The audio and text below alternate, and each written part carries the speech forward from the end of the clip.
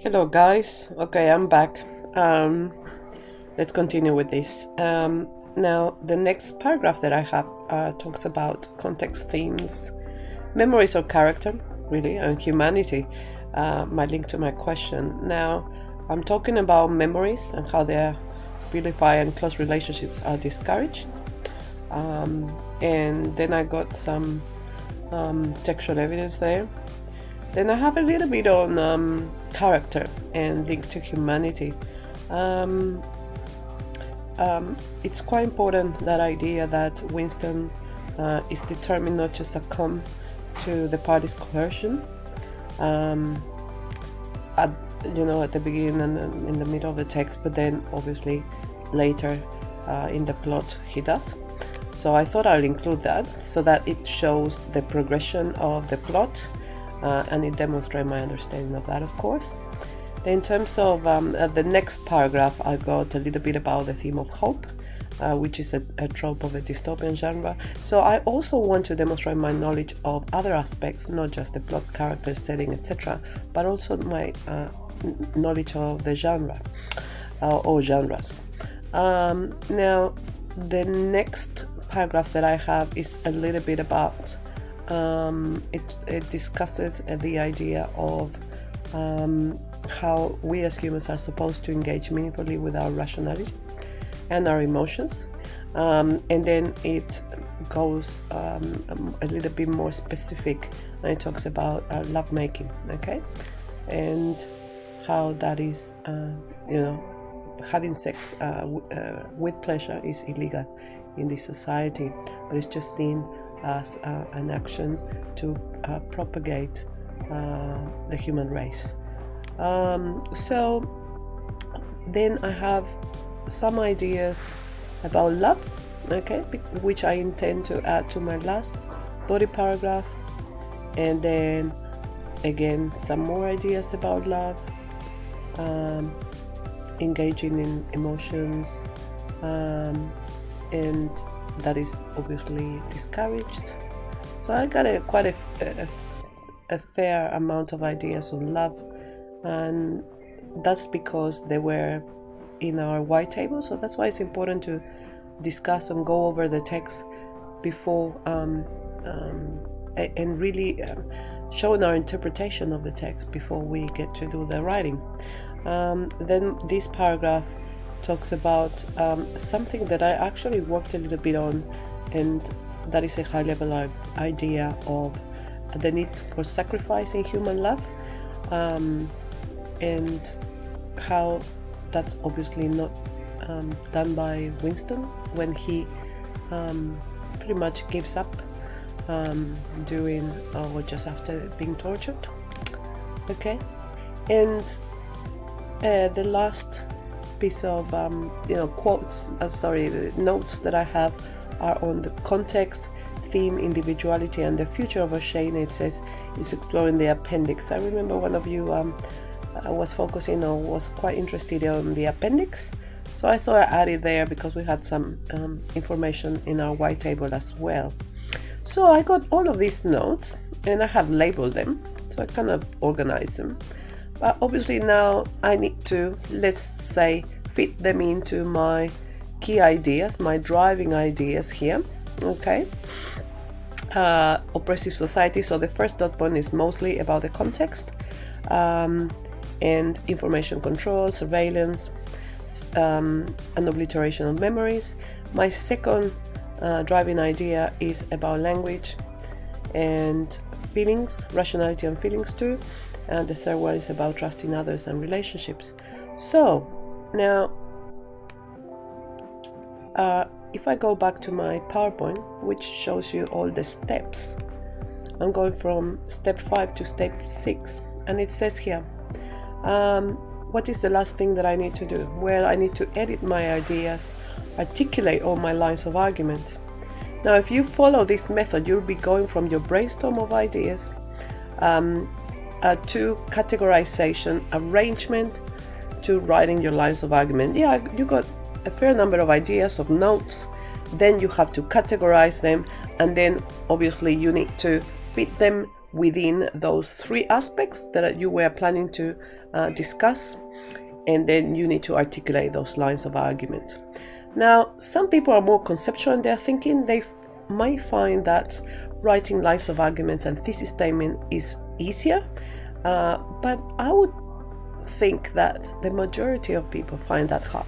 So it's like for your HSC exam, when you will be presented with that perhaps highly conceptual question, essay question, excuse me, you need to really think about all the ideas that you have in your mind.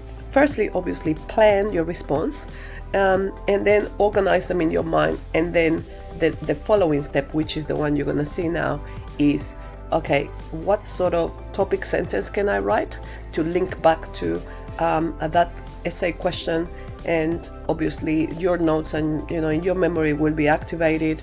And say, okay, so I remember this idea, this key idea, that key idea, and I got some quotes that I have already memorized, and I got some analysis that I can clearly link back to my topic sentence, which I have just formulated. That is the tricky thing, okay, in HSC, that you need to really be able to formulate ideas on the spot.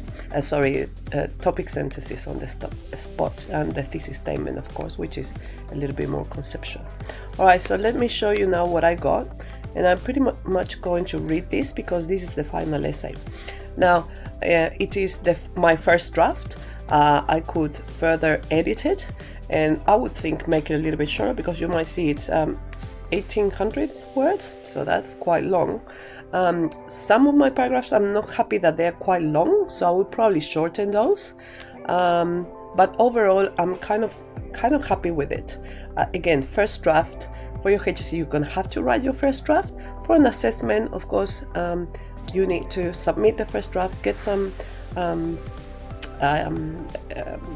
comments from your teacher, and then re-edit it, proofread it, etc., and submit your final draft for marking.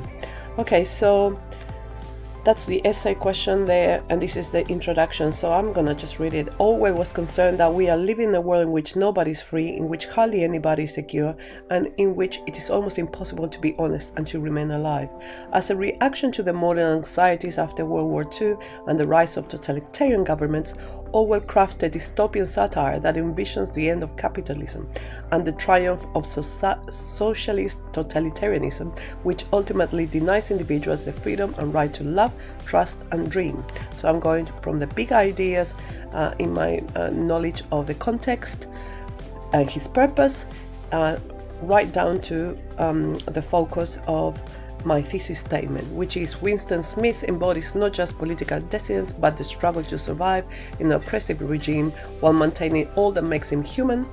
This stance is rendered futile as he finally betrays his humanity and succumbs to the tyrannical system. Okay, I added just one more sentence there to make it, make sense. All right, so I'm moving on to my first paragraph. In 1984, the pessimistic views of this world entails a society which is an urban and cultural wasteland, and it cannot sustain happy and thriving citizens and thinking human beings, but instead embodies ruin and decay at its core. So that is my topic sentence, which I have just formulated after looking at all the ideas that I had already put together and I had already labeled. Now I'm just organizing them logically and linking them back to my topic sentence, which in turn links back to my thesis. When Winston enters his room at the start, the squalid conditions London is in are evident through rag mats in, obviously I am embedding my quote there. The hallway smelled of boiled cabbage and old rag mats, and the overall state of the landscape in a grimy landscape, rotting 19th century houses, bomb sites, heaps of rubble. Obviously I am adding some ellipses there because I don't want, it's quite a long quote, so I don't really need to add it to embed it all. Exemplify the failed modern ideals of urbanization alongside human development, which are juxtaposed by the machine-like uniformity of the official buildings for the four ministries that control the city and its citizens, which tower vast and white above their grimy landscape and dwarf the surrounding architecture. epitomizing the government's power and control. So I'm demonstrating my understanding of how the setting is developed. Okay, and that contrast or juxtaposition. From the beginning of the narrative, the reader is introduced to a future dystopian world with Winston as the main character. Now, this color links to that notion of genre. Okay, so as you can see, I got my topic sentences, I got my quotes, my analysis, and I got a little bit of other things that I'm demonstrating. That is my knowledge of genre. Winston also embodies the decay the modern man has come to encounter. Okay, so I'm talking about character now. From the beginning, the vivid visual description in a smallish, frail figure, the meagerness of his body, as well as his varicose ulcer, are motifs that clearly portrays his disempowered state in a society which actively oppresses its populace. In Oceania, political dissidence has become a crime that's punished by torture and execution. Again, I'm demonstrating my knowledge of context. Through thought crime and being vaporized, a clear allusion to Soviet Russia is presented clearly in the narrative in relation to Winston's decision to write his diary. The notion of being vaporized has double meaning and draws clear links to the characteristics of modern science and industry, inasmuch as it resembles chemical vapors emanated by machines and can be traditionally associated with ghosts and the supernatural and the Christian notion of damnation or annihilation. I don't know what that is. Anyway. The world of 1984 is built effectively. Okay, so I'm moving from that notion of the context, of course, and the notion of being vaporized to the notion or the theme of surveillance. The world of 1984 is built effectively as the audience learns that constant surveillance is in place in order to inspire complete and total conformity to Big Brother's expectations through widespread fear and manipulation. Now, everyone should know that. Okay, that is one of the key themes. The history motif links the title 1984 to Winston's work, which is ironically to rewrite history in the Ministry of Truth. Now, I'm demonstrating that I actually know where he works too. Paradoxically, it is his job that allows him to engage in writing a diary to record his feelings, emotions, and memories, an action which is an insubordinate act directly leading to his demise. You also need to talk about diary because that's closely linked to my next driving idea. In all he had to do was to transfer the paper, the interminable restless monologue that had been running inside his head literally for years. That is a quote from the beginning of the text. The monotonous feelings of living in this world are effectively encapsulated in the diction in interminable and restless. Overall, the lifeless atmosphere in Oceania is not conducive to human and cultural development as we conceive it, but actively restrain it. So we're talking about, in these paragraphs, mainly about the context. So you are demonstrating your knowledge of the context and some of the key themes. Now, second paragraph, we move into that notion of language and lovemaking. Okay, so rationality and feelings. The party actively, so I'm linking, can you see the link between this last idea and my next topic sentence?